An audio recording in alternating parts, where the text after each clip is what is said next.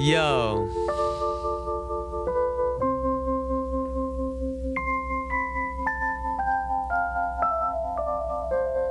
Welcome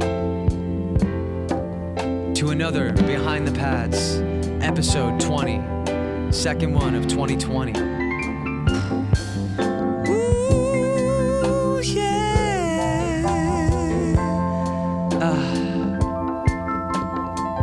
This is the jam right now.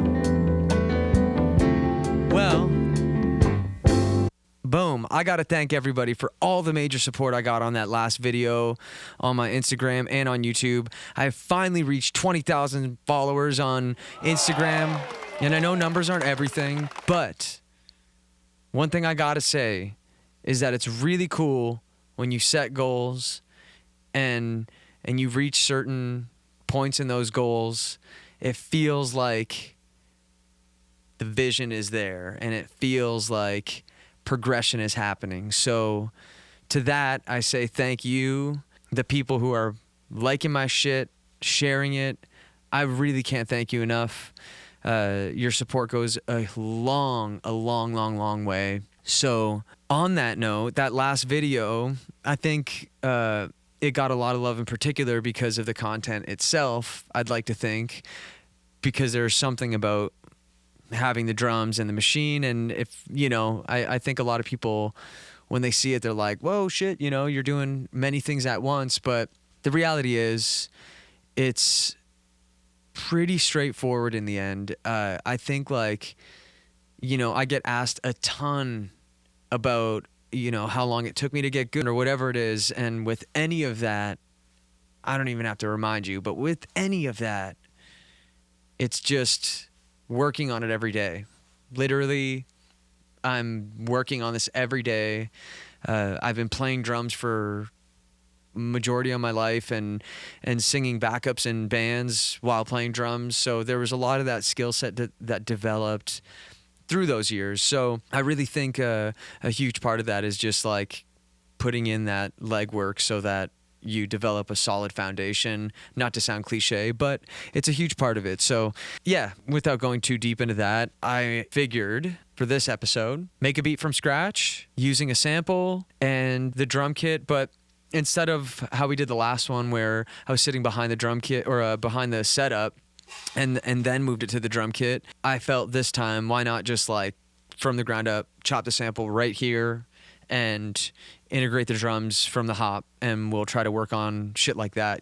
I've never done it this way, so this is pretty cool just to try it out. I'll explain my setup because a lot of people have asked me about how I'm recording the drums and my mic and the machine and all these different elements and still getting a half decent mix. I'm not going to say it's a good mix, but a half decent mix in the end. And really, it's a super straightforward setup. I don't have a ton of mics on the drums, but I got the 103 up here for an overhead and then a Sennheiser 421 over here on the hi-hat, little stack combo. SM7 for my mic, a D112 in the kick, and then on the snare, it's just a simple 57. And all of those mics, including this one, are running through my Mo2 interface.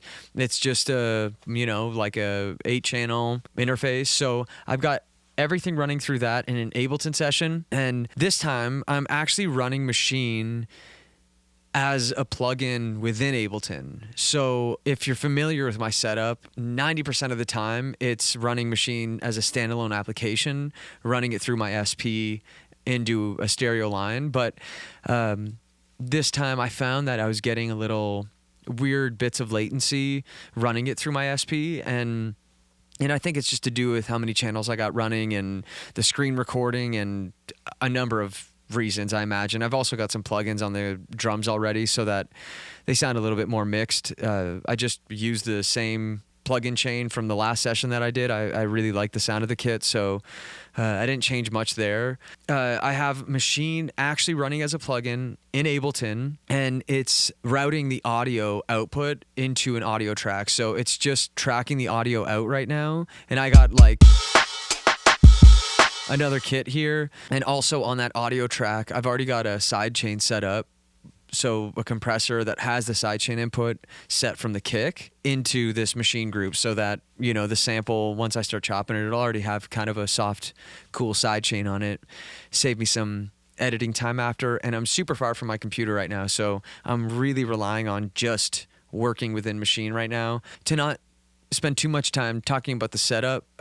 Like I said, super straightforward. It's all just tracking in Ableton now. I got a screen recording running, few different cameras, the GoPro angle. I got this fisheye, which I love so much, and then this other camera, which is probably going to die somewhere in the middle of this recording. I don't know why the battery just sucks on it, and the SD card isn't big enough, but I ain't about to be spending money on that, so we got these two angles. We'll be fine. Okay. I already picked a sample out. I found it on TrackLib recently in the last few months, I imagine. They ended up with some of Isaac Hayes' unreleased catalog. I think it was unreleased. Don't quote me on it, but holy shit, some of these, I mean, some of them are category B samples, so they're a little bit too expensive. Like that last track I did, I can't afford to clear it. $500 is like too much for me, but at the end of the day, maybe if I get a grant down the line or something, $500 to be able to clear and license a sample. Yeah, I really think like it's changing the game, at least for me. So it's really cool to have access to a library of music, an extensive library of music that you could sample from. So anyway, I got off on a tangent there about TrackLib for whatever reason. That's where I found the sample earlier. Isaac Hayes sample. I'll play it out for you here, and we'll just kind of go right in and start chopping and working on this track. I did listen to it, and I already heard the part that I want to chop. Did the same thing the other day, wrote some lyrics out real quick to this loop, basically, right here. Right here.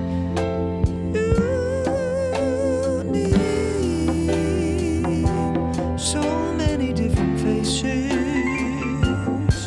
to really show who you are.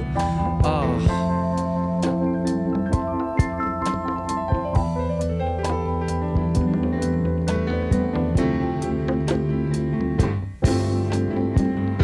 Cool. And again, I think it's going to be a simple chop there. And I'll probably stop it there. So let's see this wedding song right here.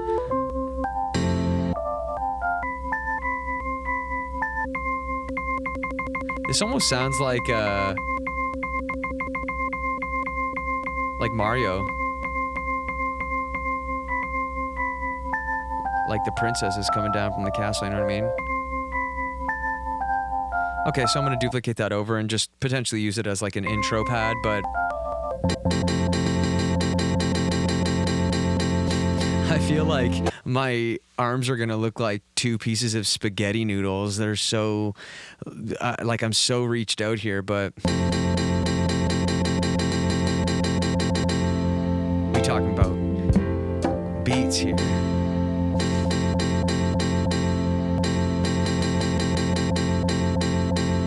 I think I kind of want that little bit of a lag there. Ooh, what am I doing here?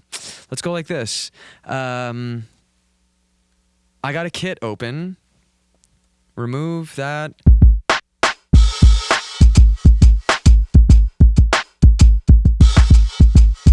Okay, let's put this hi-hat in choke group 3 just for fun.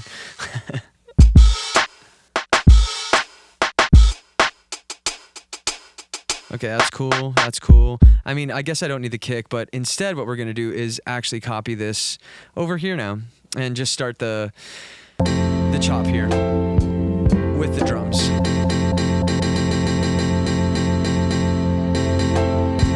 Haha, mistake.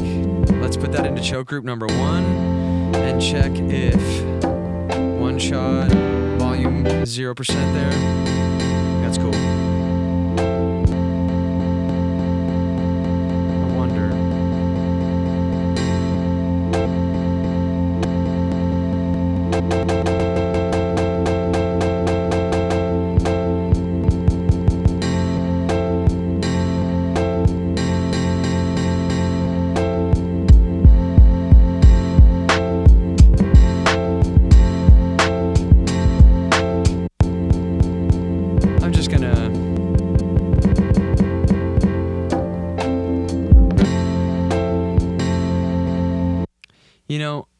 I'm trying to decide whether I want to kind of go the micro chop route,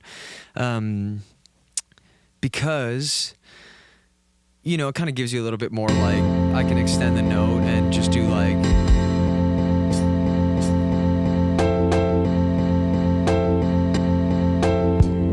It takes a lot more pads that way.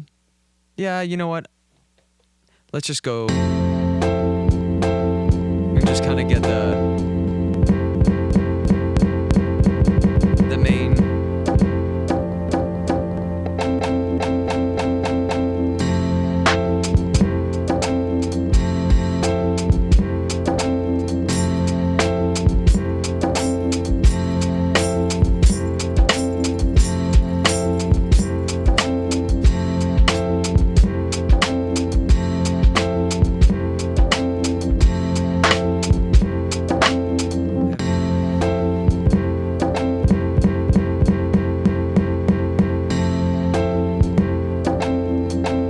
I kind of like the rhythm it's creating already.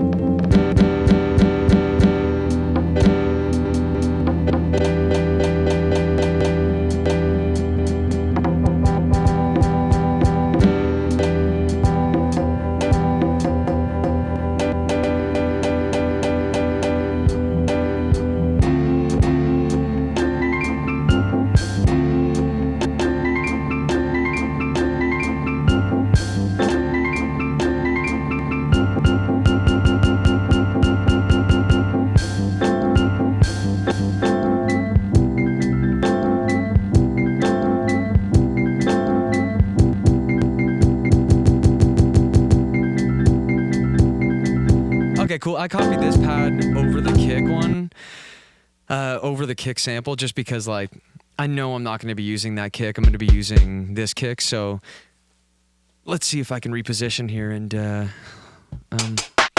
okay, let's go like this also, and just select pad mode for a second, and sound. We're going to make this. Ooh, turquoise. And then we know exactly which ones are our drums and which ones are the samples.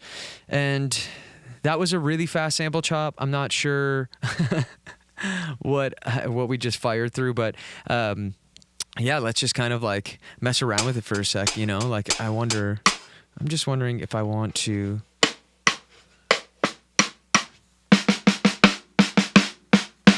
I guess, like, again, I love going through these drum sounds, so let's maybe do that real quick. You know, we got the snare again.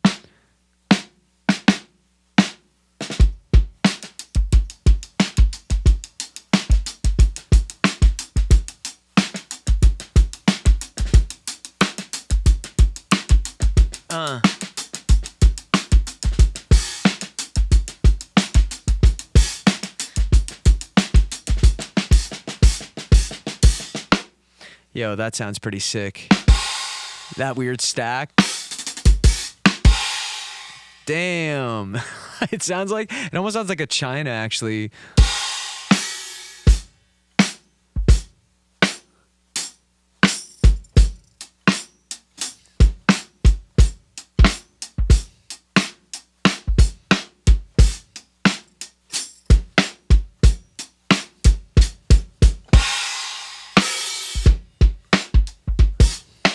Yeah, pretty cool. Let's get rid of this stick, because who needs 2 drumsticks for a drum kit? And I'm going to have to maybe pitch it down. There's some weird hi-hat shit happening that's, I think, can be solved by slowing the sample down a little bit by just notching the pitch down.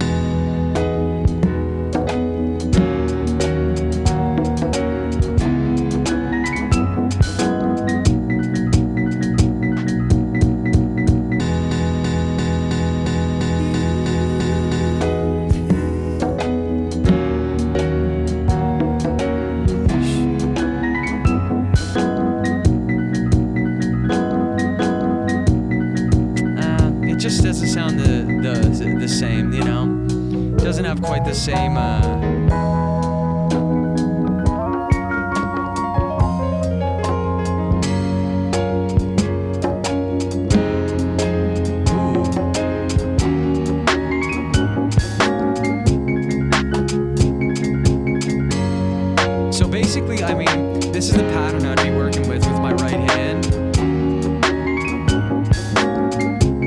that's just like such a straight, simple chop. It's nothing like, oops. Okay, so simple. Now I think, again, I want to go to that original sample pitch.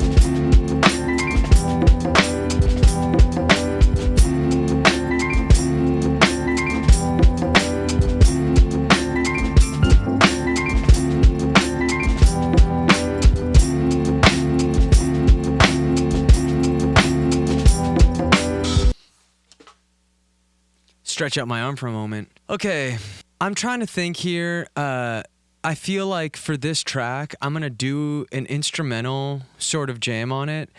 Let's keep chopping here. I'm just gonna duplicate this group over, just so we have this same group, and I'm gonna see what we have here, because I might start to like dig into the sample a little bit more. Like I might get rid of these and do what I started earlier with getting those in between beats.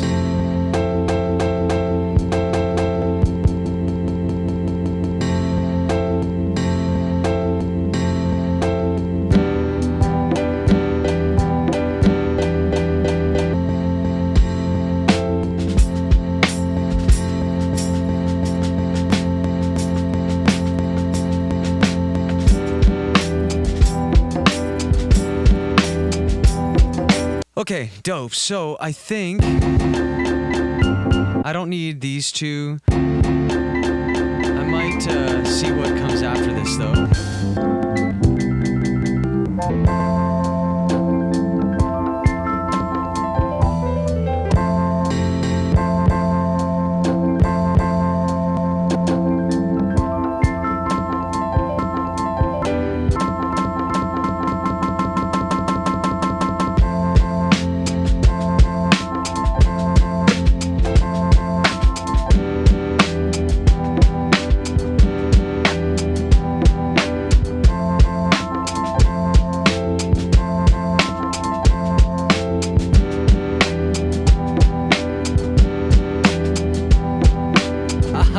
Damn, this is starting to kind of turn into something cool. So I'm gonna hit save here and just get rid of these two, because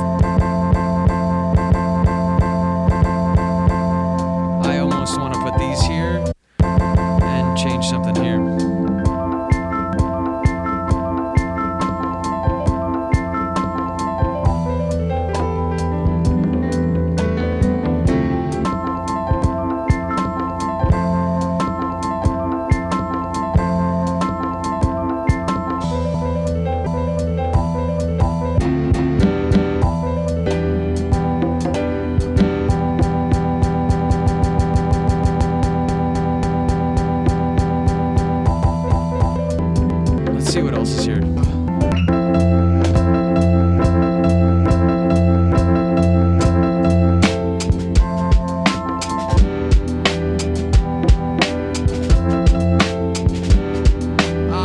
see, wait.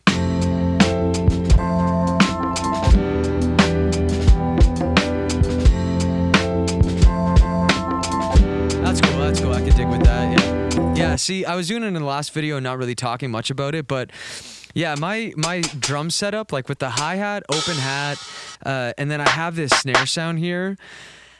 I'm just kind of triggering the snare sound so I can do like that little flam. I think that's super dope, and it kind of adds a different, you know, just another layer in there to make it sound a little fuller, and it's not just a acoustic snare. We got impromptu break time.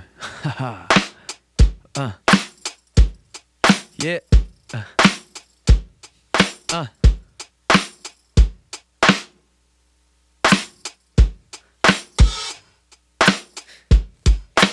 Woo.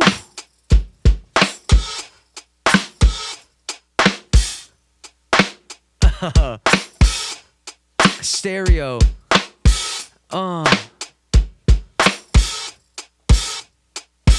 That's cool. I fucking love the combo of the organic kit and digital sounds. It's so crazy, man. Yeah, let's think about, I'm really digging that. I'm really digging this. I'm thinking about maybe I can get rid of this group here and this one. We can just commit. So now we got, and then we got, we also got,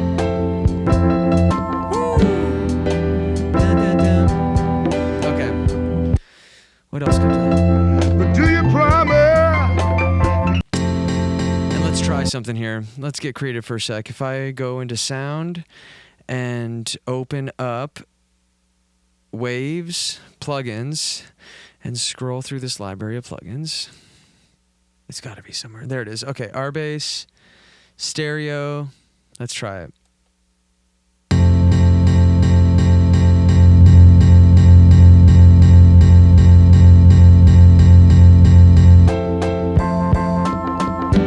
Hey, that's not too bad.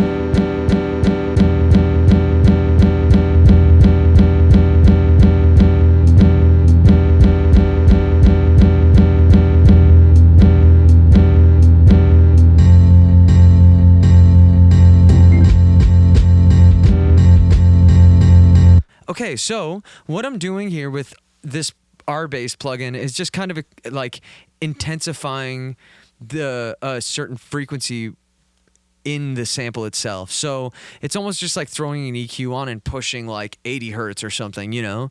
It just helps push that bottom end. So whatever existing low end that's in the sample, for better or for worse, because there's going to be noise floor and stuff, is going to be there. And in my sample itself, I did kind of filter out, you know, I put a high pass at 50 hertz. So any really crazy sub noise below that is going to be at least tapered out. But as far as the, you know, that almost feels like there's a zoned bass sample on there now. And I'll give you it without it. Like that's pretty substantially more bass, maybe too much. It gives me just enough for the sample without having to zone in other bass samples, and I'm with that right now. Simplifying the process, y'all. Woo! And by no means is this like a solution necessarily to like actually use in a final track. It definitely is a plugin that can help, but I always recommend just tracking in bass. This sample in particular, I'm finding it really difficult. Maybe it's because I'm on in-ears and not fully able to hear the clear pitch of it, but that's another thing too, is I got nothing running through speakers out here, so working straight in here right now. So yeah, let's just keep.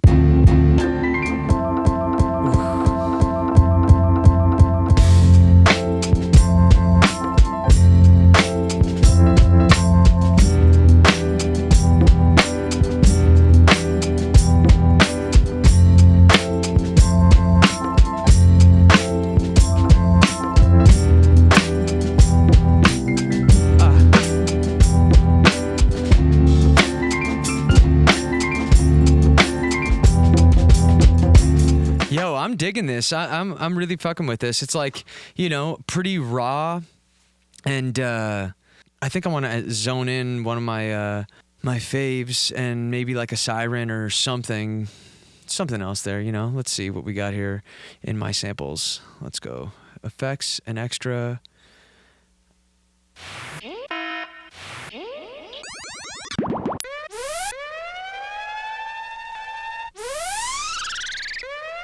Into that.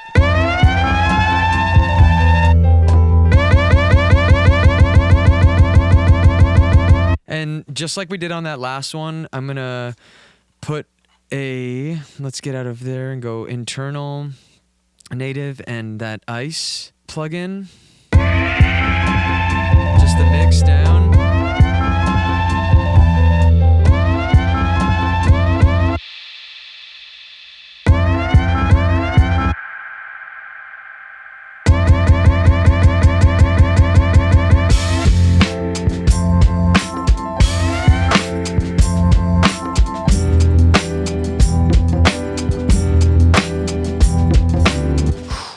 To get those nailed down, but that's cool. I wonder if there's something we can zone in on that one too. Let's just mess around here.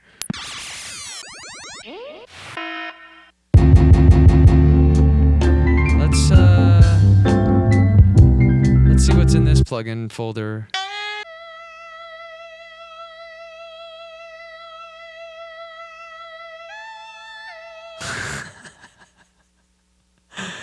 I'm not laughing at the sound. I'm just gonna get that first note and truncate that.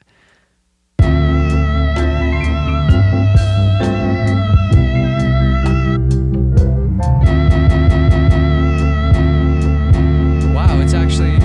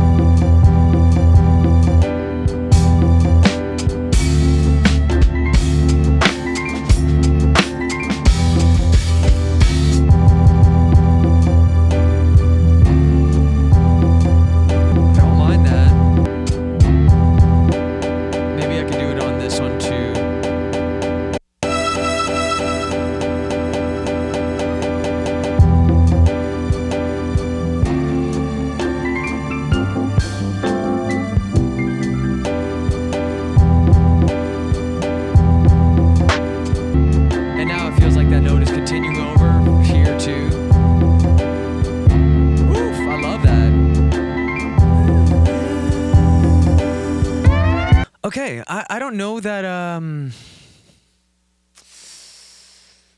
that I want to do much more on this. I feel like I'm gonna run some takes, do the usual, run some takes. I'm not gonna worry about like writing out lyrics and shit to this one. I feel like I kind of want to just hang on the beat and groove out on it, so I don't take too much away from the actual vibe of the track there. I don't know that I'm gonna smash this thing at all, but we'll see.